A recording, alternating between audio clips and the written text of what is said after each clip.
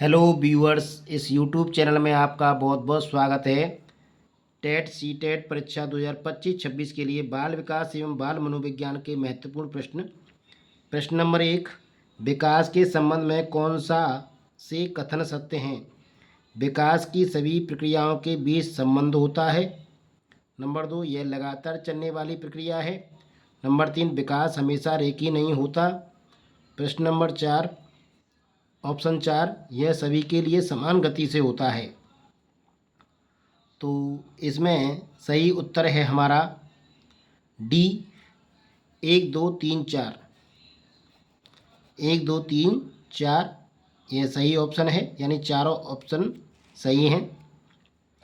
प्रश्न number 2, adolescence के लेखक कौन हैं?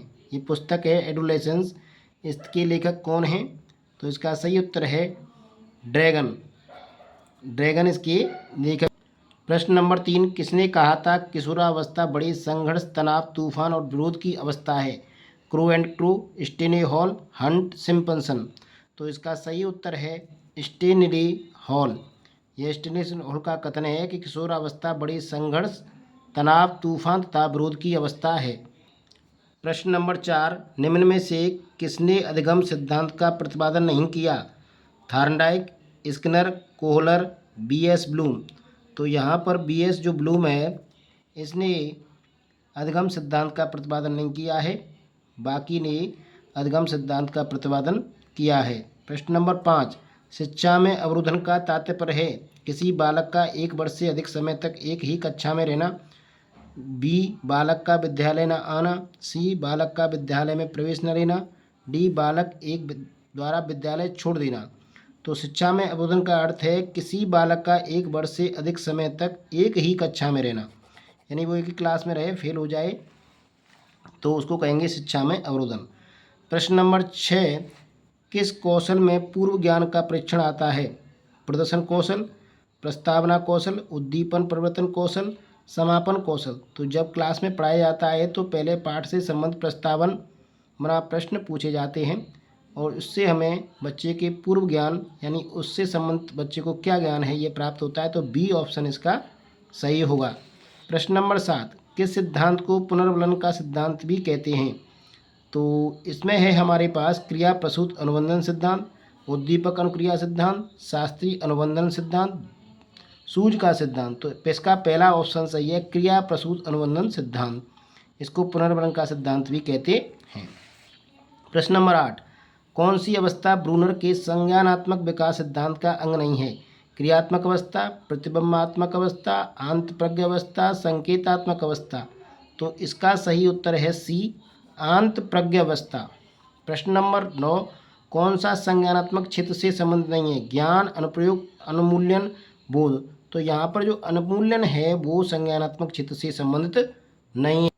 प्रश्न नंबर 10, कौन सा अधिगम का वक्र नहीं है? उन्नोत्तर, उत्तल, मिश्रित, नतोदर, लंबवत। तो अधिगम का जो वक्र होता है वो लंबवत नहीं होता, इन तीनों में से हो सकता है। प्रश्न नंबर 11, किसने कहा व्यवहार के कारण व्यवहार में परिवर्तन ही अधिगम है?